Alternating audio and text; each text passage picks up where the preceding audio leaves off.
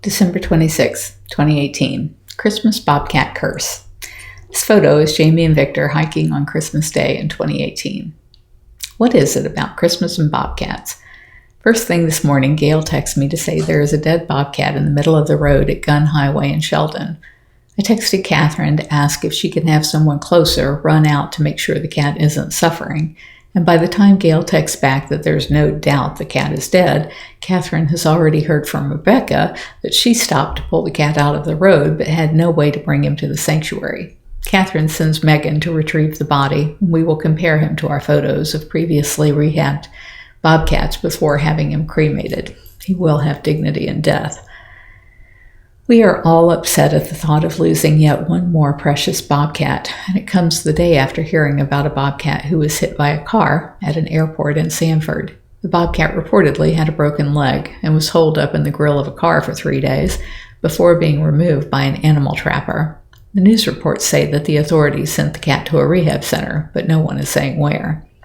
We know that there is no place other than Big Cat Rescue that is properly equipped for bobcat rehab. So, as soon as the place who has him has exhausted their ability to fundraise off of him, they will probably call us to take the cat for the hard work of rehab, if they care at all about getting the cat back to the wild. So many places just love to get their failed rehab animals to fill their cages of their pathetic backyard zoos. The whole thing makes me sad. While I'm wallowing in pity for the cats who have lost their freedom and lives, I start wondering what it is about Christmas and bobcats. Is there some ancient curse on their clan? I pull out the sheet used for tracking bobcat calls we get, and the earliest entry is December 25th, 1994, and a cat we named Getz.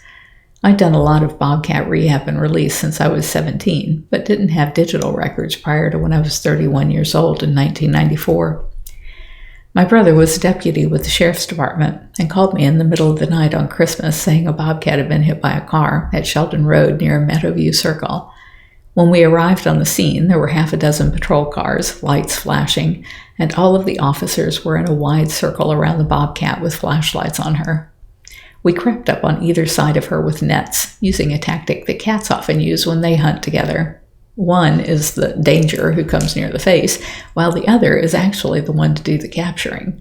The one from behind has to be so stealthy that the animal being caught never knows what got them. The bobcat was sitting up, as best she could, pulled up to her highest on front legs. She was trying to keep this circle of cops at bay with her low, snarling threats. If you've never heard a mad bobcat, I really can't explain how terrifying that sound is. As I moved into position to take her full attention, I didn't know the extent of her injuries. If she was able, she'd launch herself to my throat and take out my trachea to save herself. She sprang with what she had and let out a blood-curdling scream of obscenities at me. I would have laughed at all those big guys with guns drawn, running out into the night, screaming in fear, if not for the mission at hand, which was to get a net down over her without causing any further injury. Her pelvis turned out to have been crushed, so her spring wasn't much, and both nets came down over her in an instant. We called for the pet carrier to be brought over, and one of the police officers had the courage to bring it close enough that we were able to get her in it. I'd like to think that was my brother, but I really don't recall. I remember early days of rehab with Getz, where we would take off the top of the carrier and feed her strips of meat from long tongs. The entire time she'd be hurling threats at us and take an occasional swipe at us, but somehow we all got through it in time. Sadly, her injuries were so severe that she couldn't run, and she ended up living with us her entire life. The next Christmas bobcat was hit by a car at Dale Mabry and Lutz Lake Fern Road on December 26, 2009. The Florida Wildlife Commission called us in the middle of the night, and we raced to the scene to recover her and bring her to the sanctuary for rehab.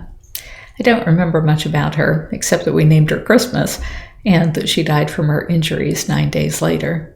No amount of veterinary intervention or prayer was able to save her, and that sadness and concern that started after Christmas overshadowed the sanctuary through the new year. The next Christmas bobcat was Skip, who was discovered on December 28, 2010.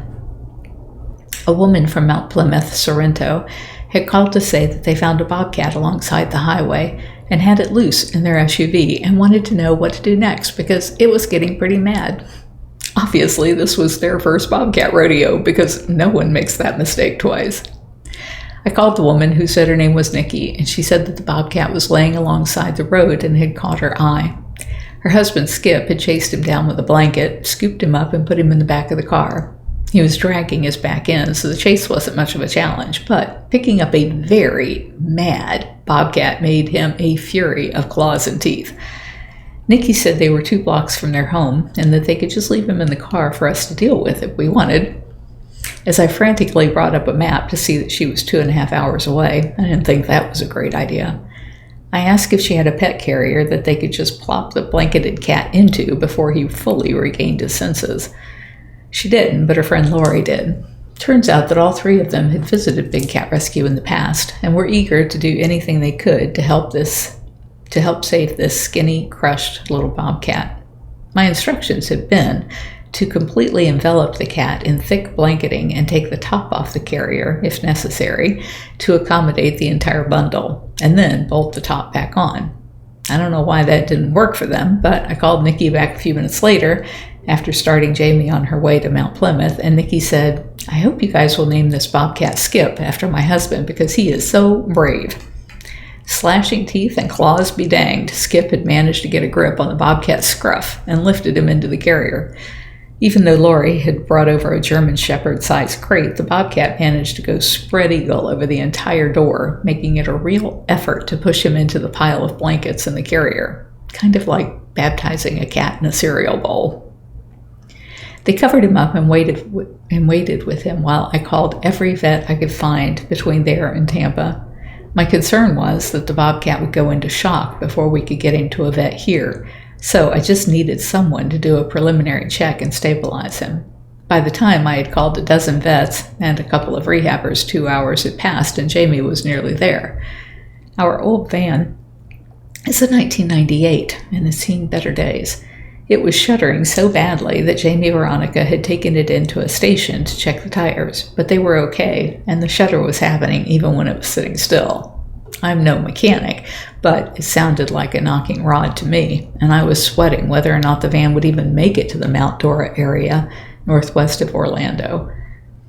Once I gave up on finding a vet near the Bobcat, or even on the way home, who would give him the courtesy of even the most basic care, which I assured them I would pay for in advance if necessary, I began to try and sort out what to do when he arrived in Tampa. If Jamie didn't break down, she and the Bobcat should be back in town around 6 p.m. Our primary vet, Dr. Wynn, had a previous engagement hosting a dozen people at 6 p.m. I asked if I should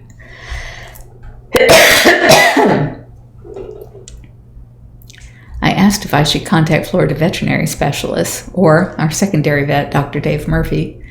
Dr. Wynn said she would call her clinic and see if Dr. Dave Danielson might be willing to look at the Bobcat. He had worked with native Bobcats before that we had brought in and was willing to help. Jamie said she would need me to bring the squeeze cage to the vet's office. How we were going to get the Bobcat out of the carrier and into the squeeze cage was yet to be determined, but getting it there was the first step. I ordered pizzas for pickup because I knew Jamie hadn't eaten since this morning and didn't know if the vet and his staff would be skipping dinner to fit this Bobcat, now named Skip, into their already hectic evening schedule. Jamie already had Skip inside and he was well on his way to a long, deep sleep by the time I arrived. She said they had tipped the crate up on end and hand-injected him through the grated door. Within only a couple of minutes he was sleeping. Or so we thought. On the x-ray table, he began blinking and trying to sit up, so he got a little more ketamine and went back to sleep. The first x-ray showed the crushed pelvis, and Dr. Danielson asked if we wanted to go any further, as this was going to be a lot of major surgery with limited hope of recovery. I told him we had spent more than $7,500 on the last Bobcat who needed plates and pins, so we were willing to spend the money as long as the cat didn't have any cat-killer diseases that would make him unfit for release. The blood tests were done and he had a clean bill of health, so the only other obstacle, which was determined later during a sonogram, was that he has internal bleeding and his spleen may be beyond recovery. Only a couple of days of quiet rest and careful observation will let us know if he's going to live long enough to have the work done. There was also Mr. Claus and Mrs. Claus, who were rescued in separate incidents in Christmas, Florida, but they were found in November of 2015 and named for the town, not the date. The next Christmas Bobcat was dead on arrival on December 21st, 2015, on Livingston Road near the overpass. Our fears were that it would be Bellina, the bionic Bobcat, who we had released just 5 blocks away on 1,000 acres. But this female Bobcat did not have any of the pins and plates that were still inside of Bellina.